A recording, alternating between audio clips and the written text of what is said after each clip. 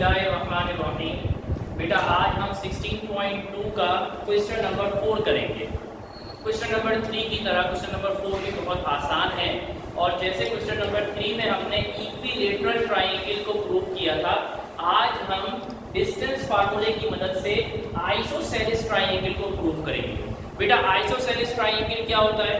Isosceles triangle उस triangle को कहते हैं जिसकी दो साइड्स बराबर हों। आइसोसेलेस ट्रायंगल उस ट्रायंगल को कहते हैं मेरा बेटा जिसकी दो साइड्स बराबर हों। तो हमारे पास एक ट्रायंगल है जो ए, बी और सी पॉइंट से मिलकर बन रहा है। A point, B point, C point, अगर इन तीनों में से ए बी, बी सी या सी ए में से तीनों साइडों में से कोई दो साइड्स का आंसर सेम आ गया तो हम ये कहेंगे कि हाँ भाई ये एबीसी जो ट्रायंगल है ये आइसोसेलेस ट्रायंगल है। तो इसके लिए हमें क्या करना पड़ेगा? इसके लिए सबसे पहले हमें तीनों डिस्टेंस मालूम करने पड़ेंगे, ए बी, बी सी और सी ए। तो हम सबसे पहले डिस्टेंस ऑफ ए बी मालूम करते हैं। डिस्टेंस ऑफ ए बी क्या है बेटा? ए क्या है 2, 3 और बी क्या है बेटा 8, 11। 2, 3 तो हम x1 और y1 मेंशन कर देते हैं और 8, 11 को हम x2, y2 मेंशन कर देते हैं।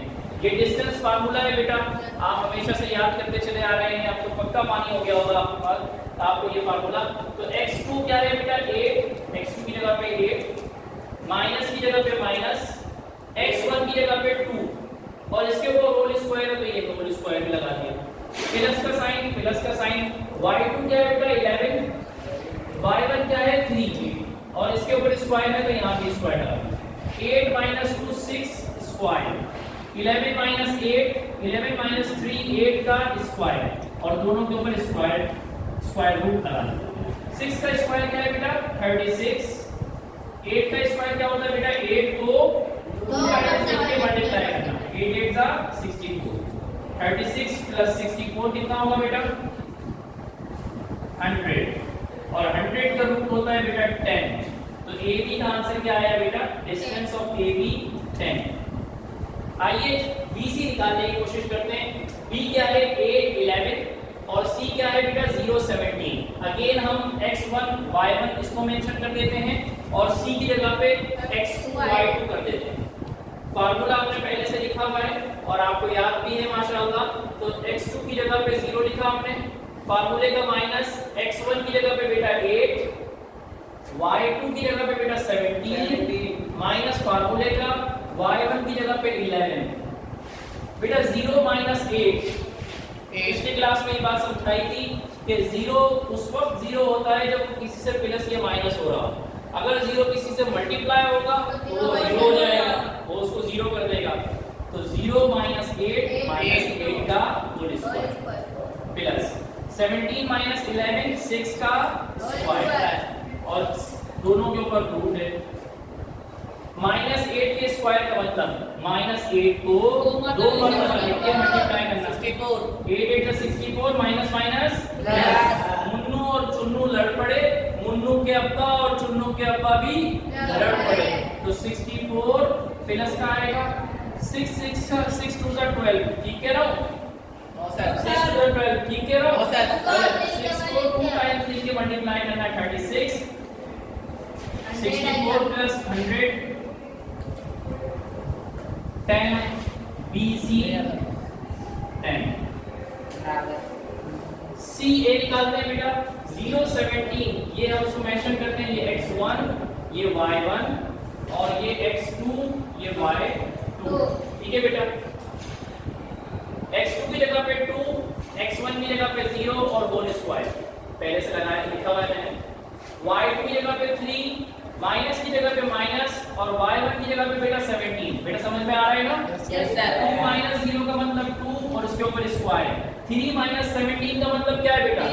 3 की साइन क्या है प्लस, 17 की साइन क्या है माइनस। एक जैसी साइनें होती हैं तो प्लस होता है, अलग अलग साइनें होती हैं तो माइनस होता है। तो 17 की साइन माइनस, 3 की साइन प्लस। एक जैसी साइनें या अलग अलग साइन? प्लस होगा या माइनस? माइनस। 14 और 14 की साइन कौन सी होगी? माइनस।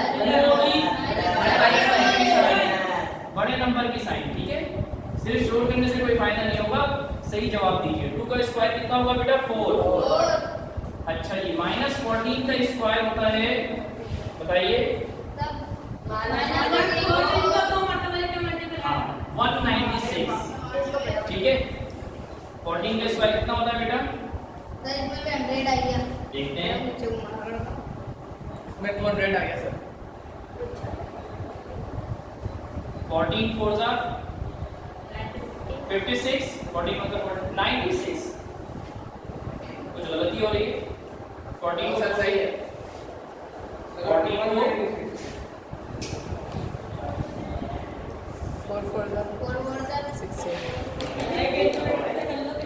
जल्दी करो अमन। 196 सही लिखा है ना मैंने? देखिए 196 प्लस 4 कितना हो गया? 200। ठीक है, इसी तरीके से अब ये सी ए क्या आ रहा है? 200 आ रहा है। ठीक है, नहीं इसका निकालने की जरूरत नहीं है, क्योंकि अब देखो √100 और √200 ये फर्क है। अभी आगे बढ़ाना चाहे तो बढ़ा सकते हैं, 2 × 100 कर लो 200 को, और √100 का आंसर तो 10 बाहर आ गया और √2 अंदर है। ठीक है, तो सी ए का क्या आंसर आया? आखिरी आंसर 10√2। ए भी 10 आया, बी सी 10 आया और सी ए 10√2 आया। ठीक है, तो अब तीनों में से कोई दो साइड बराबर हो गई, तो हम आखिर में लिखेंगे बेटा सिंस ए बी बराबर है बी सी के, therefore A B C for an isosceles triangle. अब आप कहेंगे सर बराबर तो यहाँ दोनों आ गए थे, बराबर तो इसको आपने तीसरा क्यों निकाला? तीसरा इसलिए निकाला है कि हो सकता है तीसरा भी बराबर आ जाता। अगर तीसरा बराबर आता तो फिर इसको आइसोसेलेस ट्रायंगल नहीं कहते, बल्कि क्या कहते?